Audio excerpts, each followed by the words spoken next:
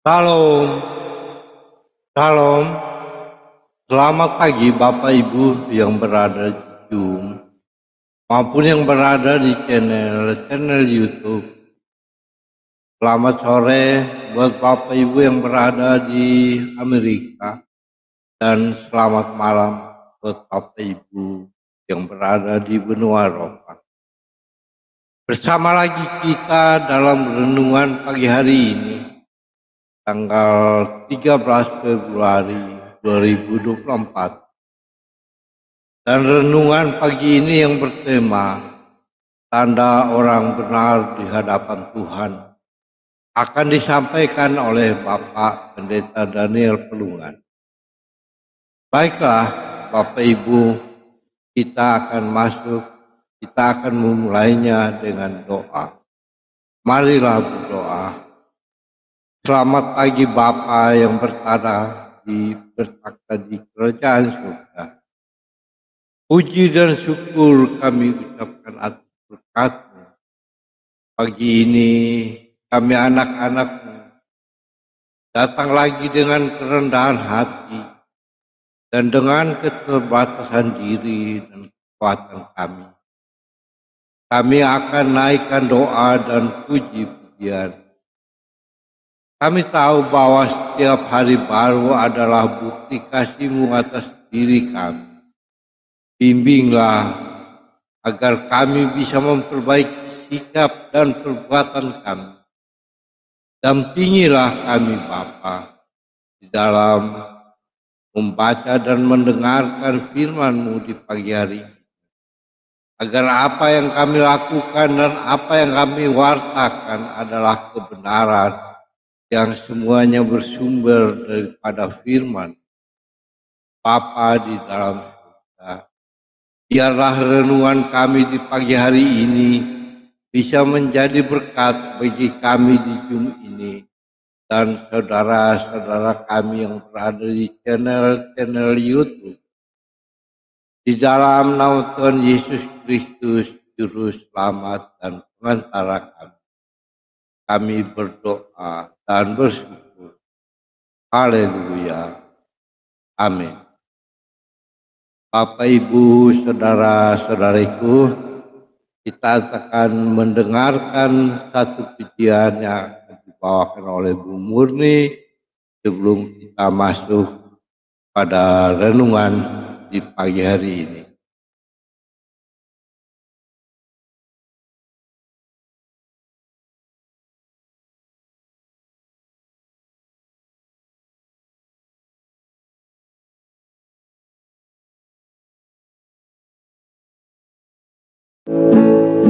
Mataku tertuju padamu,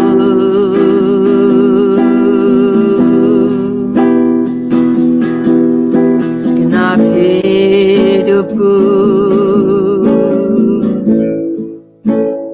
ku serahkan padamu.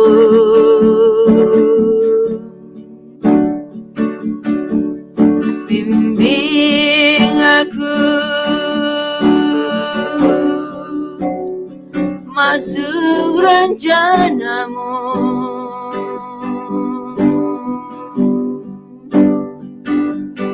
ku membesarkan kerajaan-Mu.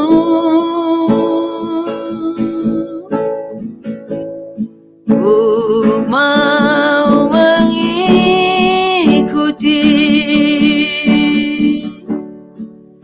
kehendak-Mu ya Bapa. Ku mau selalu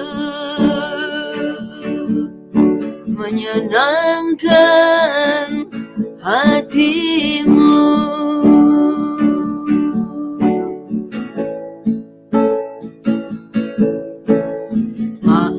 Mataku tertuju padamu,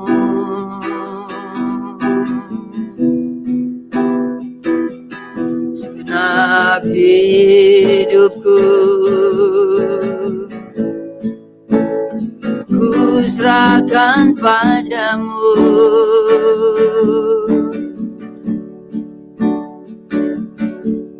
Bimbing aku masuk rencanamu.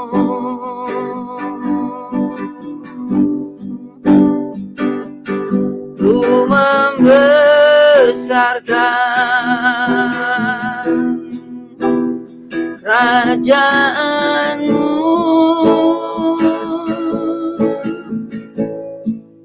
Ku mau mengikuti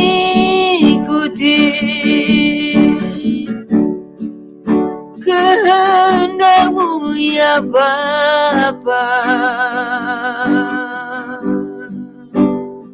Ku mau selalu menyenangkan hati-Mu.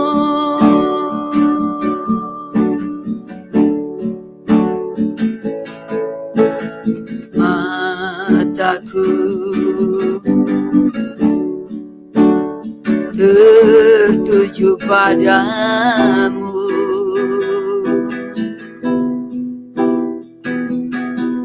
Segenap hidupku ku serahkan padamu.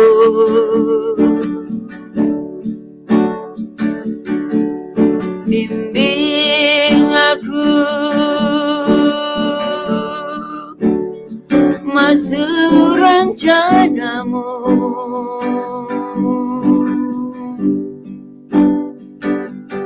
Ku membesarkan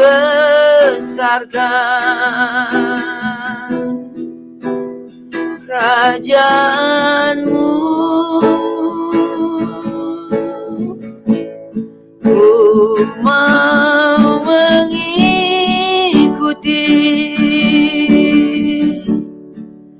kehendak-Mu ya Bapa. Ku mau selalu menyenangkan hati-Mu.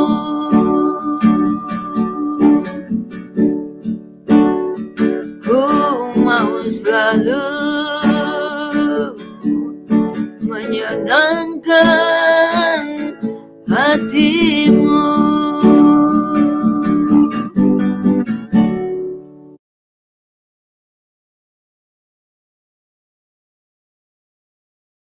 Baiklah, Bapak Ibu, saudara-saudariku, terima kasih banyak Bu Murni atas pujiannya. Kita akan masuk dalam renungan firman pagi ini yang akan dibawakan oleh Bapak Pendeta Daniel Pelungan. Kami persilakan. Mari Bapak Ibu, saudara yang terkasih dalam Tuhan, kita tunduk kepala sebelum kita merenungkan firman Tuhan. Bapa di surga, kami berterima kasih pagi ini kami boleh bangun dengan tubuh yang sehat segar dan dengan hati yang terus percaya, berserah dan bergantung kepada Tuhan. Kami berdoa Bapa, untuk sebentar kami akan merenungkan firman-Mu, kiranya Roh Kudus dapat mengendalikan segenap kehidupan kami, pikiran kami, juga pendengaran kami, sehingga firman-Mu pada hari ini kami boleh pahami dan kami praktekkan di dalam kehidupan kami setiap hari. Kami berdoa Bapa, kami sambut firman-Mu dalam nama Yesus, haleluya. Amin. Nah Bapak Ibu yang saya kasih di dalam Tuhan, satu standar kehidupan yang Tuhan tetapkan dan Tuhan harapkan dari umatnya adalah supaya umatnya itu hidup benar. Dengan kebenaran itu, kita bukan saja dapat menjadi berkenan kepada manusia, tetapi dengan hidup benar itu maka kita dapat berkenan kepada Allah. Oleh karena itu maka orang Kristen tidak cukup untuk hidup baik, hidup menyenangkan manusia, tetapi orang Kristen harus hidup dengan kebenaran. Nah, oleh karena itu pada pagi ini firman Tuhan akan saya ambil dari Mazmur 64 ayat yang ke-11 yang berkata, orang benar akan bersukacita karena Tuhan dan berlindung padanya. Semua orang yang jujur akan bermegah. Nah, di sini pemazmur menekankan tentang orang benar. Dan ini dia tulis berdasarkan inspirasi dari Roh Kudus. Bagaimana supaya setiap orang yang percaya kepada Tuhan itu memperlakukan kehidupannya itu secara alkitabiah, memperlakukan hidupnya itu sesuai dengan kebenaran firman Tuhan, maka dengan demikian dia dapat dikategorikan sebagai orang yang benar. Nah, oleh karena itu maka kita sebagai orang-orang percaya itu harus senantiasa mengupayakan di dalam hidup kita ini supaya kita senantiasa hidup di dalam kebenaran. Ya. Ini bukan hanya bagaimana mengikuti aturan-aturan yang ada di luar tubuh kita atau di luar diri kita, tetapi hidup di dalam kebenaran di sini juga mencakup masalah atau aspek-aspek kehidupan yang internal di dalam setiap kita sebagai orang-orang yang percaya kepada Tuhan. Oleh karena kalau kita melihat di dunia ini, saudara, ada begitu banyak orang yang kelihatannya begitu taat kepada aturan-aturan, baik secara moral, secara etika, dan juga secara teologikal gitu ya, atau kebenaran firman Tuhan yang tampak di luar, seperti rajin ibadah, rajin bersekutu, rajin berbakti, rajin berbuat baik kepada sesama, tetapi ternyata secara internal kehidupannya itu bobrok.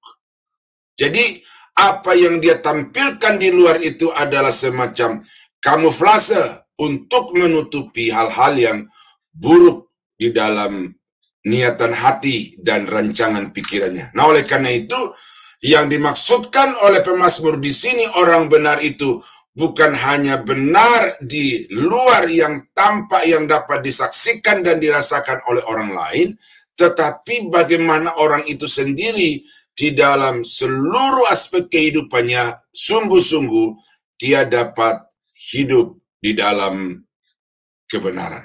Nah, karena itu maka dari Mazmur pasal 64 ini kita akan belajar tentang tanda-tanda orang yang hidup di dalam kebenaran. Ya, jadi tentu ini yang bisa mengukur adalah diri sendiri, yang tahu apa yang ada di dalam diri saudara sendiri itu adalah Tuhan. Dan karena itu maka secara Alkitab atau berdasarkan nats yang kita baca pada hari ini, kita diberikan satu acuan, ya, bagaimana supaya kita dapat hidup secara benar dengan sesungguhnya itu di hadapan Tuhan. Nah, yang pertama itu tanda daripada orang yang hidup benar adalah bersukacita karena Tuhan. Ya, bersukacita karena Tuhan. Orang benar akan bersukacita karena Tuhan. Nah, ini memang kadang-kadang terekspresi juga, ya, tampak dapat dilihat juga oleh orang-orang lain bahwa kita hidup dengan sukacita, melakukan segala sesuatu dengan sukacita, dengan senang hati, dengan segenap hati. Lalu orang terberkati atau orang juga mengalami pengaruh sukacita kita itu sehingga mereka juga dapat bersukacita untuk melakukan apa yang kita kerjakan itu. Tetapi saudara-saudara, saya juga menemukan ada banyak orang yang melakukan segala atau sesuatu itu dengan sukacita, itu oleh karena dia suka dengan pekerjaan itu. Oleh karena dia lagi di dalam keadaan yang moodnya lagi baik, sehingga dia melakukan itu dengan kelihatannya seperti dengan sukacita. Satu contoh, saudara, ada teman gitu ya, dalam pelayanan. Suatu ketika itu moodnya begitu luar biasa, semangatnya luar biasa. Bukan saja menunjukkan loyalitas, tetapi juga royalitasnya. Apa yang dia punya di rumah dia bawa, lalu dibagi-bagikan kepada teman-teman. Dia masak untuk teman-teman. Tetapi kemudian dia hilang dari peredaran, dan kemudian ketahuan dia tertangkap lagi, masuk lagi ke dalam penjara. Nah, jadi dia melakukan sesuatu itu bukan karena Tuhan, tetapi dia melakukan dengan sukacita karena dia senang, ya, kesukaannya itu terpenuhi ketika dia melakukan pada waktu itu. Nah, jadi ini sukacita yang bukan karena Tuhan.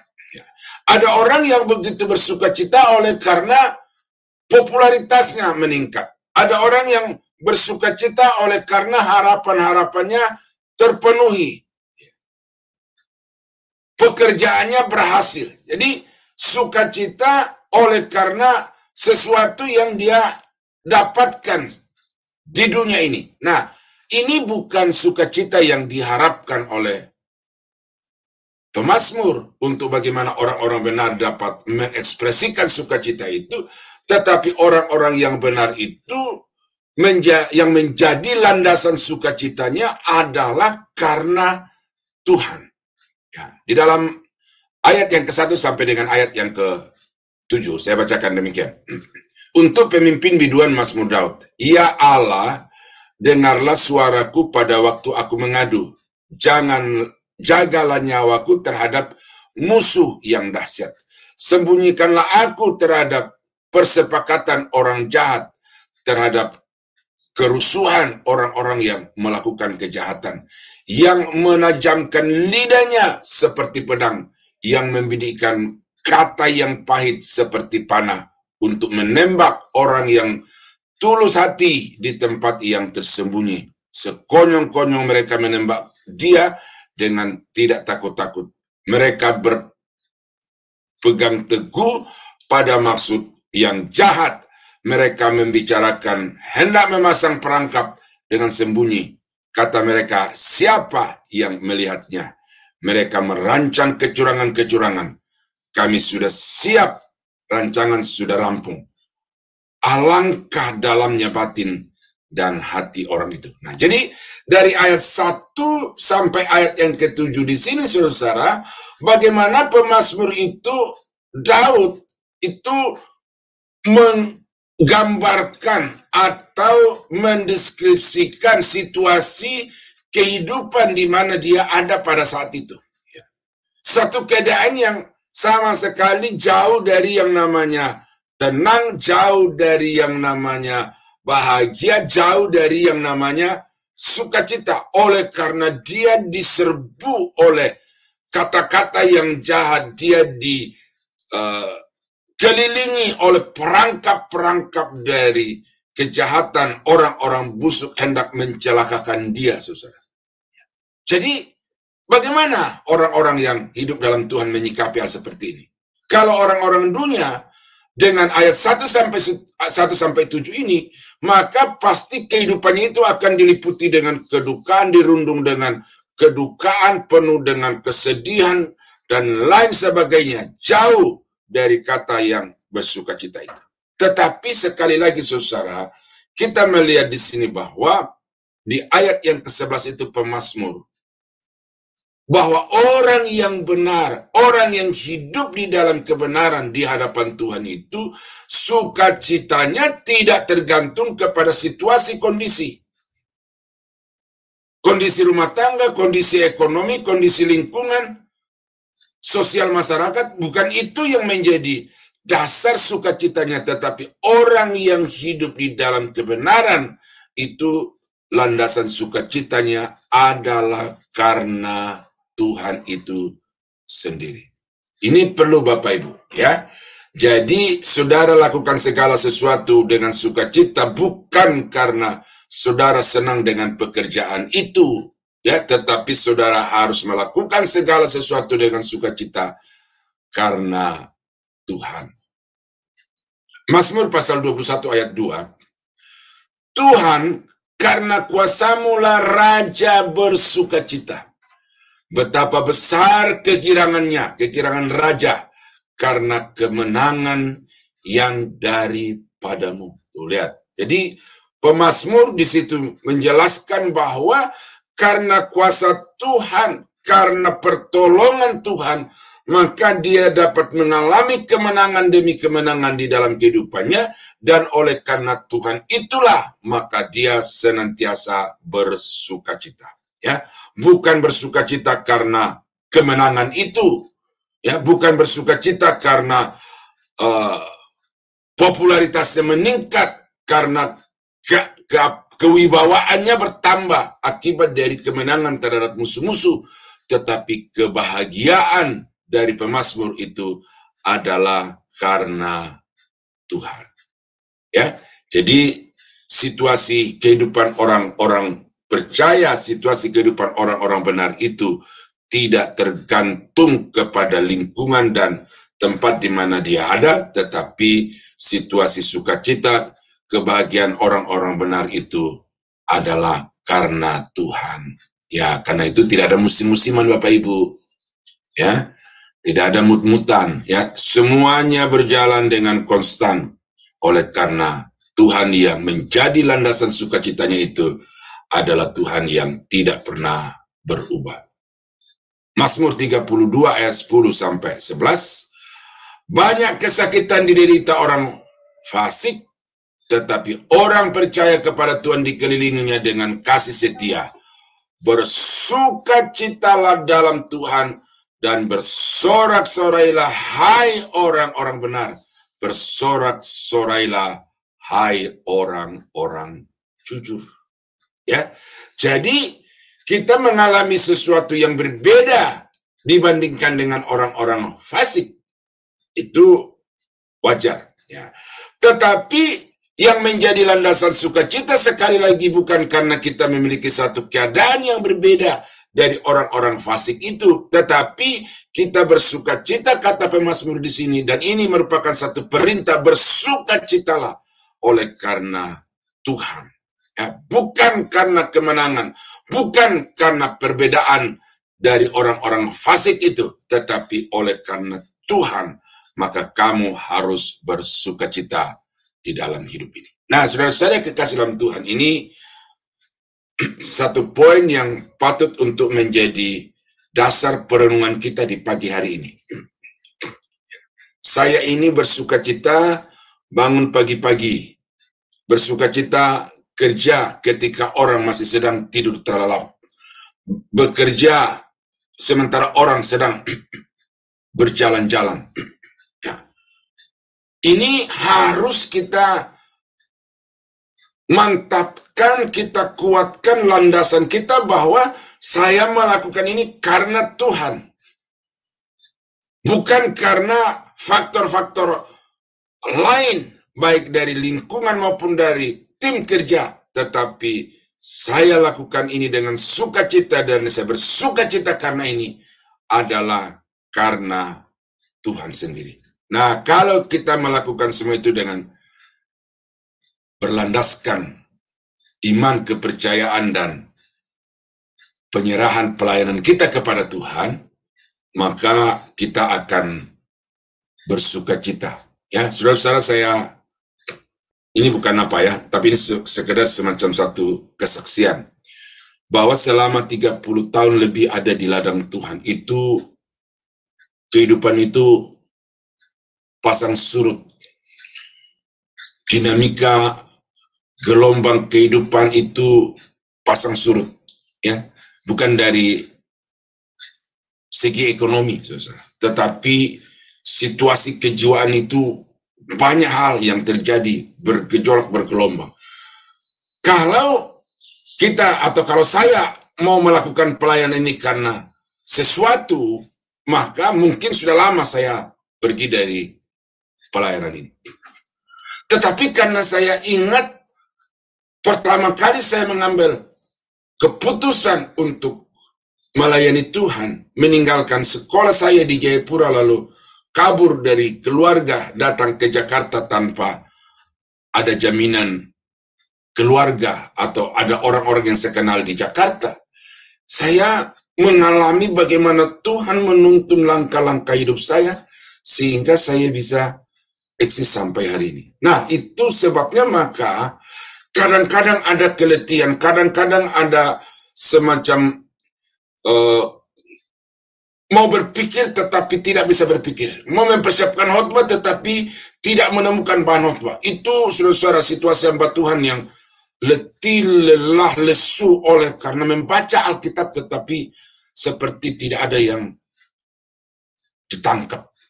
Karena pikiran, situasi pikiran dalam keadaan yang mengalami tekanan itu. Namun saudara, itu tidak boleh menjadi penghambat untuk terus belajar, untuk terus mendekatkan diri kepada Tuhan.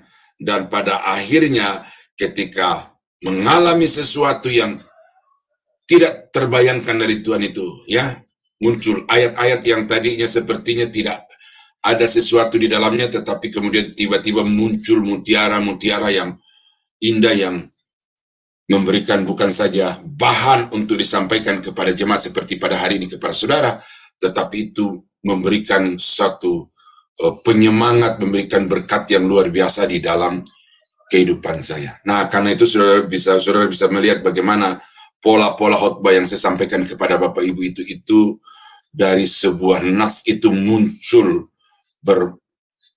bermacam-macam poin yang sungguh-sungguh sangat memberkati saya. Nah, jadi lakukan pelayanan itu karena Tuhan, bukan karena organisasi, bukan karena pimpinan, tetapi lakukan pelayanan itu karena Tuhan. Maka dengan demikian kita akan bersuka cita di dalam apa yang kita lakukan itu.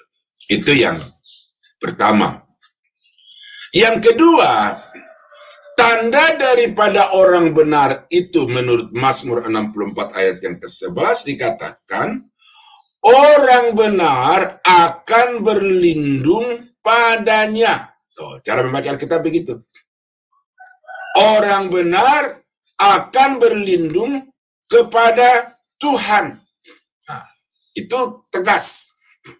Sehingga apa yang membuatnya dia berbeda dengan orang-orang dunia, apa yang membuatnya berbeda dengan orang-orang fasik adalah bahwa sandaran hidupnya itu bukan relasi, sandaran hidupnya itu bukan harta benda, sandaran hidupnya itu bukan senjata manusia, tetapi sandaran hidupnya adalah Tuhan. Di dalam menghadapi musuh, dia tidak mencari pertolongan dari manusia atau mengandalkan manusia, tetapi ketika dia menghadapi musuh, dia berlari kepada Tuhan, menjadikan Tuhan sebagai kota benteng, menjadikan Tuhan sebagai gunung batu, menjadikan Tuhan sebagai tempat perlindungan. Dan itu di dalam Mazmur itu sangat-sangat bertebaran ayat-ayat yang seperti itu dari Daud ketika dia menghadapi masalah, maka tempat pelariannya adalah Tuhan. Dia menjadikan Tuhan itu sebagai tempat perlindungan, sehingga dari berbagai ancaman, ya, di dalam Mazmur pasal 64 1 dan 7 tadi itu kita sudah baca, bukan hanya terlindung dari niat-niat jahat orang yang mau mencelakakan, tetapi kalau kita baca di dalam Mazmur 91 itu Tuhan juga melindunginya dari berbagai penyakit-penyakit sampar yang penularannya itu tidak bisa dideteksi dengan alat apapun. Nah, orang yang mengandalkan Tuhan itu akan terlindung dari segala mara bahaya, terlindung dari serangan kuasa-kuasa jahat, dan terlindung dari perangkap-perangkap jahat orang-orang dunia ini.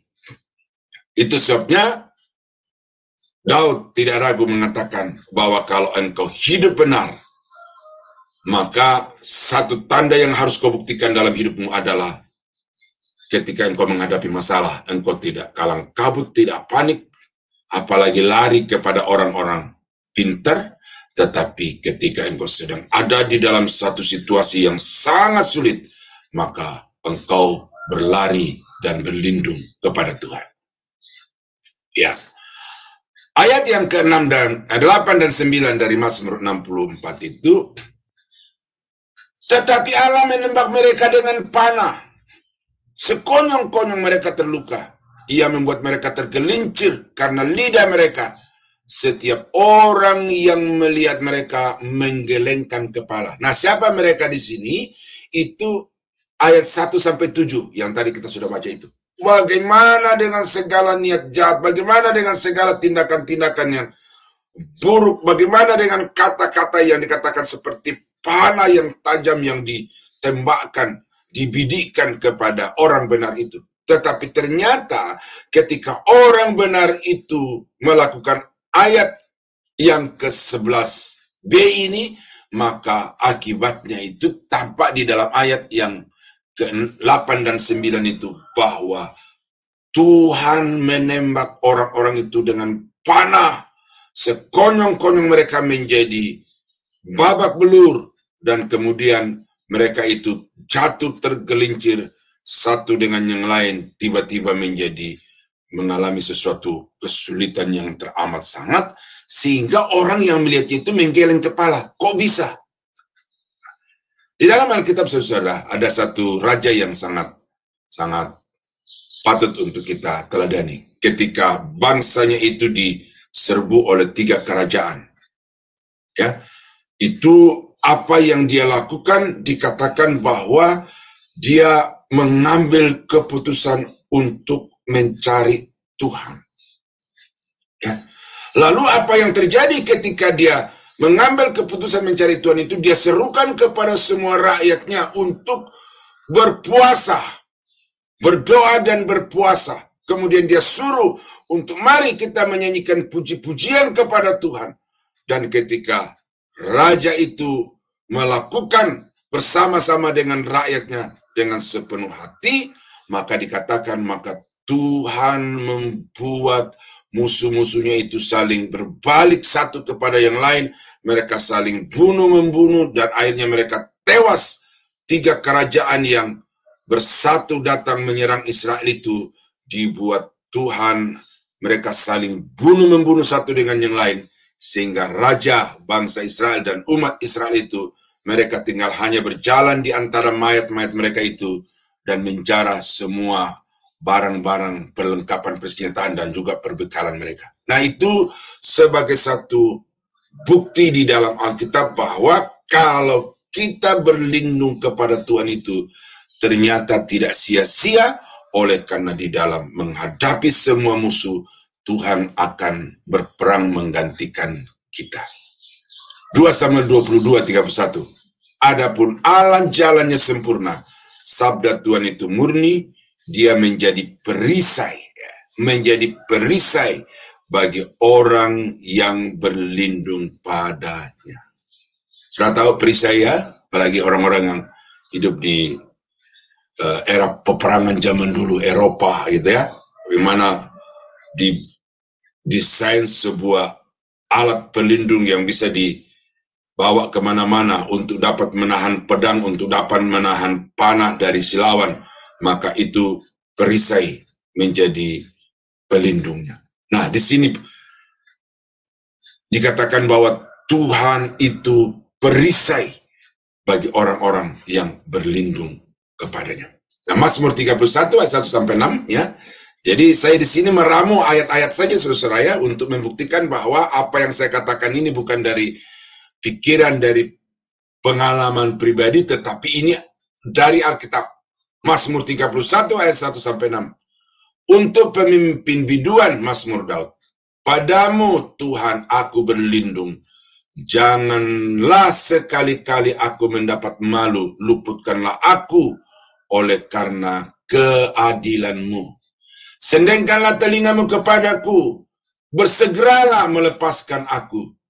Jadilah bagiku gunung batu tempat perlindungan, kubu pertahanan untuk menyelamatkan aku.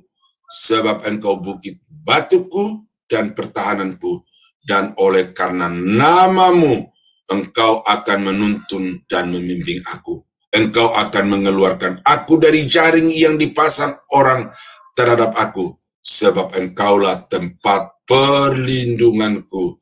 Ke dalam tanganmu lah kuserahkan nyawaku.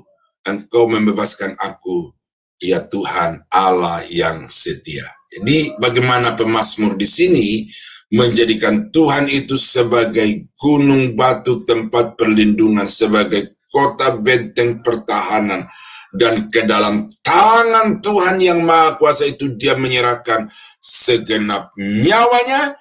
Dan kita lihat di sini Tuhan bertindak dengan adil, Tuhan itu setia, dan Tuhan itu selalu meluputkan Daud sang pemazmur itu dari berbagai niat-niat jahat, ya, yang di dalam bacaan kita terakhir ini dikatakan seperti jaring, ya, perangkap yang bisa mencelakakan setiap saat. Tetapi Tuhan yang adil, Tuhan yang setia, yang kepadanya Daud telah mempertaruhkan segenap hidupnya, Tuhan itu bertindak sebagai pelindung, sebagai perisai, dan sebagai pahlawan yang membela Daud.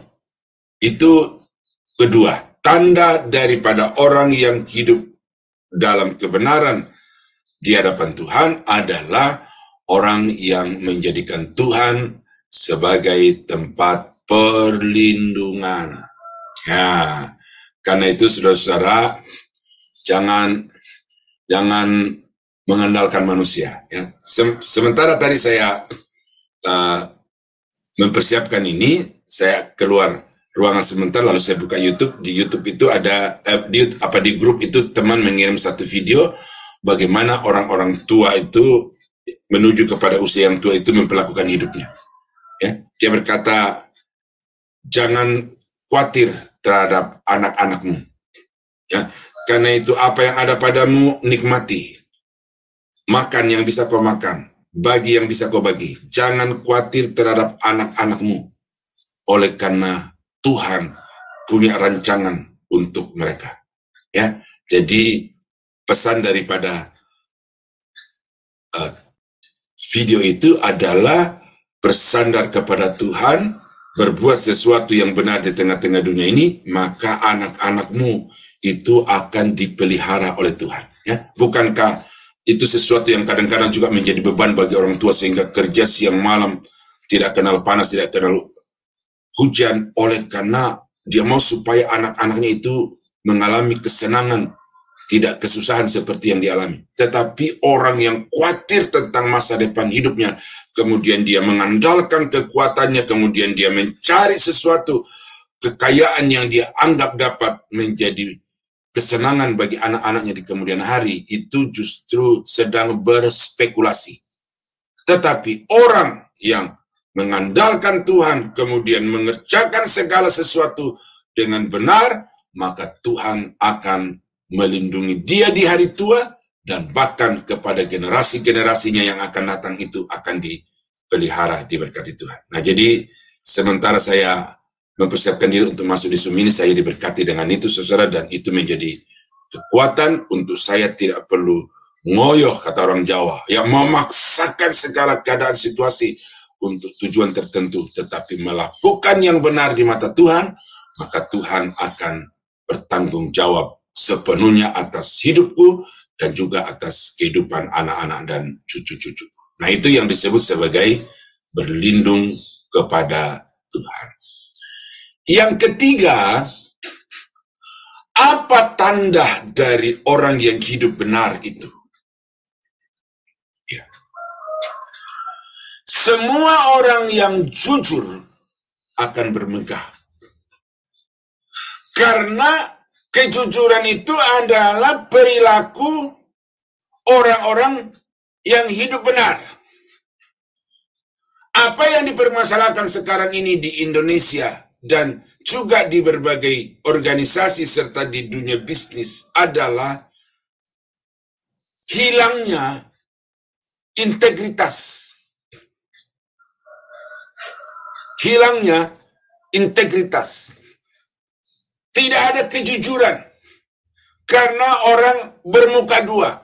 Di dunia politik ada yang disebut panggung depan, panggung belakang. Di dunia politik dikenal tidak ada lawan abadi, tidak ada kawan abadi. Semua demi kepentingan.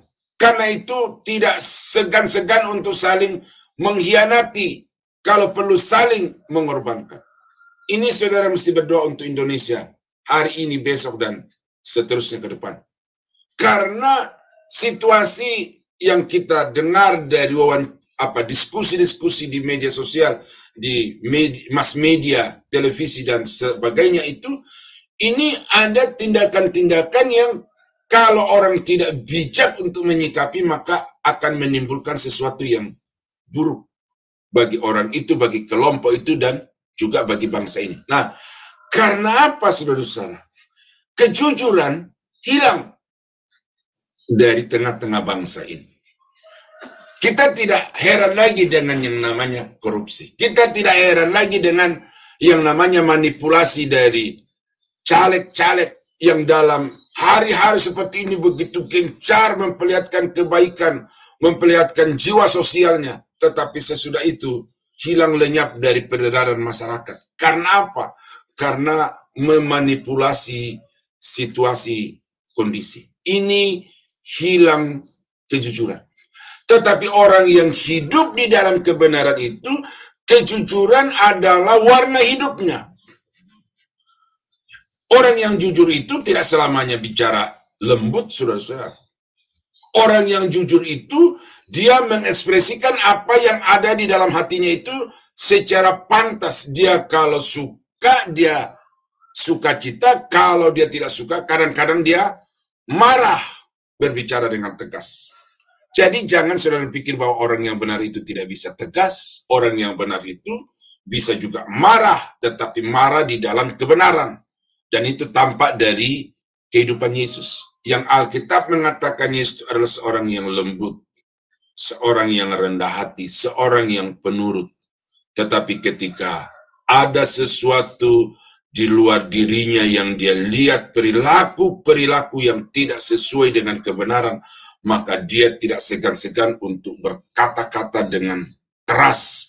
Saudara baca itu di dalam Matius pasal 23, ketika dia berkata, celakalah kamu hai ahli-ahli Taurat, orang-orang Farisi, karena kamu seperti kuburan yang dilabur putih di luar, kelihatannya bagus, kelihatannya bersih, tetapi di dalamnya itu penuh dengan tulang belulang. Celakalah, celakalah, celakalah. Ketika dia masuk di dalam bait suci, di halaman bait suci, dia temukan orang-orang yang menyalahgunakan fungsi hidupnya sebagai pelayan-pelayan, tetapi dia melakukan fungsi itu untuk kepentingan diri sendiri. Dia mencungkir balikan meja-meja, dia lepaskan burung-burung, kemudian dia cambuk orang-orang itu dengan cemeti. Ini bukan perilaku yang jahat, tetapi ini merupakan ekspresi dari orang-orang yang benar di dalam batin, yang benar di dalam perilaku. Dia tidak akan kompromi dengan yang namanya kecurangan dan kelicikan-kelicikan yang bersalutkan atau dibungkus dengan merek-merek agama itu. Saudara, ini perlu, karena kadang-kadang kita menilai orang itu dari perbuatannya semata-mata, lalu kita tidak melihat apa faktor semuanya itu. Ya. Ini perlu, bahwa orang yang benar itu motivasinya untuk berkata keras, motivasinya untuk bertindak tegas, itu bukan karena jahat, bukan karena ingin mencelakakan orang, tetapi karena terdorong oleh kebenaran di dalam dirinya, dia ingin untuk membuat orang lain itu hidup benar. Nah, karena itu jangan saudara kaget kalau ayat-ayat Alkitab itu juga berbicara seperti itu. Tegas bicara, dan kadang-kadang itu menjadi mempengaruhi kata-kata saya, sehingga kadang-kadang kata-kata saya itu juga tegas, tetapi tidak bermaksud buruk, tidak bermaksud jahat. Nah, jadi ini saudara, bahwa orang yang hidup di dalam kebenaran itu, maka hidupnya diwarnai dengan kejujuran.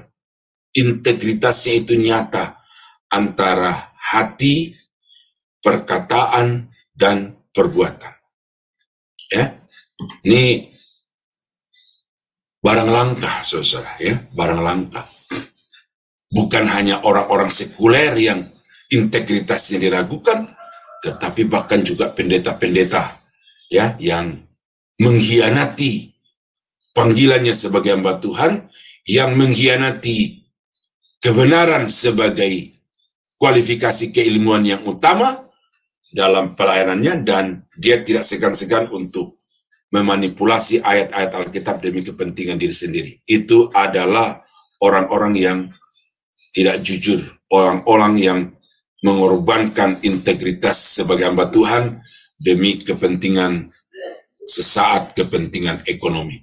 Nah, Mazmur 64 ayat 10. Ya. Maka semua orang takut dan memberitakan perbuatan Allah dan mengakui pekerjaannya. Jadi dari apa yang Tuhan kerjakan di atas 8 dan 9 terhadap orang-orang yang ayat 1 sampai 7 Mazmur 64 itu, akhirnya kemudian ada rasa takut kepada Tuhan. Nah, karena ada rasa takut kepada Tuhan, maka tidak mungkin dia akan berkata bohong. Tidak mungkin dia akan berbuat pura-pura. Tetapi rasa takut kepada Tuhan itu akan membuatnya dia berniat merancang sesuatu dalam hatinya dengan benar, akan berkata dengan benar, dan akan bertindak dengan benar. Karena dia takut akan Tuhan. Jadi kejujurannya didasarkan kepada rasa takut kepada Tuhan. Nah, Amsal 3 ayat 32 berkata, karena orang yang sesat adalah kekejian bagi Tuhan, tetapi dengan orang jujur ia bergaul karib. Tuhan bergaul karib dengan orang-orang yang hidup jujur. Seringkali kita berdoa, Tuhan tolonglah aku, sertailah aku, ya kan? Tetapi kita lupa bahwa untuk mendapatkan pertolongan, untuk mendapatkan penyertaan, untuk mendapatkan pembelaan Tuhan itu ya jujur. Karena di sini dikatakan bahwa Tuhan bergaul karib dengan orang-orang yang jujur. Amsal 16:17, menjauhi kejahatan itulah jalan orang jujur. Tuh, menjauhi kejahatan itulah jalan orang jujur.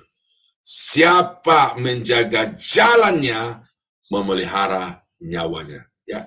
Siapa menjaga perilaku hidupnya, dia akan memelihara nyawanya atau sedang memelihara nyawanya. Nah, itu sebabnya saudara kekasih dalam Tuhan, mari kita berjuang untuk melawan segala hawa nafsu yang kadang-kadang mendorong kita untuk memanipulasi, ya, baik situasi pekerjaan dan lain sebagainya. Tetapi mari kita miliki rasa takut kepada Tuhan, sehingga apapun yang kita rancangkan di dalam hati dan pikiran kita, itu kita lakukan juga dengan perbuatan-perbuatan yang benar. Dan dengan demikian, kita dikategorikan sebagai orang-orang yang jujur. Dan orang-orang yang jujur itu adalah orang yang hidup di dalam kebenaran di hadapan Tuhan. Nah, saudara-saudara kekasih dalam Tuhan, renungan ini cukup singkat dan saya sampaikan kepada Bapak Ibu secara sederhana, tetapi 3 prinsip utama kualifikasi daripada orang yang hidup dalam kebenaran di hadapan Tuhan. Yang pertama adalah bersukacita karena Tuhan, menjadikan Tuhan sebagai tempat perlindungan, dan yang ketiga, dia jujur di dalam segala aspek kehidupannya. Tuhan Yesus memberkati. Mari kita tunduk kepala, kita berdoa. Bapa di surga, terima kasih karena pagi ini kami sudah merenungkan kebenaran firman-Mu. Kiranya apa yang sudah kami dengar melalui Mazmur 64 ayat 11 ini, Tuhan, kami dapat mengerti apa yang Tuhan kehendaki dalam hidup kami, bagaimana kami harus bersikap, dan dengan itu kami dikategorikan sebagai orang yang benar di hadapan Tuhan. Karena itu Bapa, kami mohon kiranya firman-Mu yang sudah kami dengar ini termaterai di dalam hati kami, supaya dimanapun kami berada, kami dapat menampilkan diri sebagai orang yang hidup di dalam kebenaran. Kami berdoa, kami mengucap syukur untuk firman-Mu, di dalam nama Yesus Tuhan dan Juru Selamat kami. Haleluya. Amin. Amin. Terima kasih Bapak Pendeta yang telah membawakan renungan firman di pagi ini yang sangat memberkati kita. Baiklah Bapak Ibu, saudara-saudariku, kita akan merespon firman Tuhan dengan sebuah lagu yang dibawakan oleh Bu Murni. Oh Tuhan, pimpinlah langkah.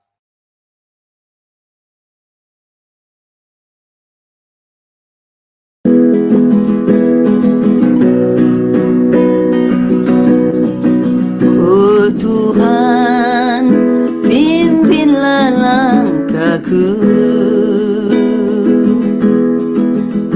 Ku tak berani jalan sendiri, serta-Mu itulah doaku. Ajarku merendahkan diri, menurut firman-Mu tiap hari. Jadikan pelita dalam gelap, mencari domba yang sesat. Itulah kerinduan jiwaku.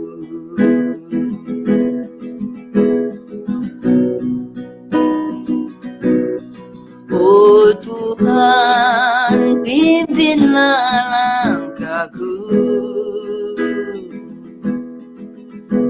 Ku tak berani jalan sendiri, serta-Mu itulah doaku. Ajarku merendahkan diri, menurut firman-Mu tiap hari. Jadikan pelita dalam gelap, mencari domba yang sesat. Itulah kerinduan jiwaku. Menurut firman-Mu tiap hari, jadikan pelita dalam gelap, mencari domba yang sesat. Itulah kerinduan jiwaku. Itulah kerinduan jiwaku.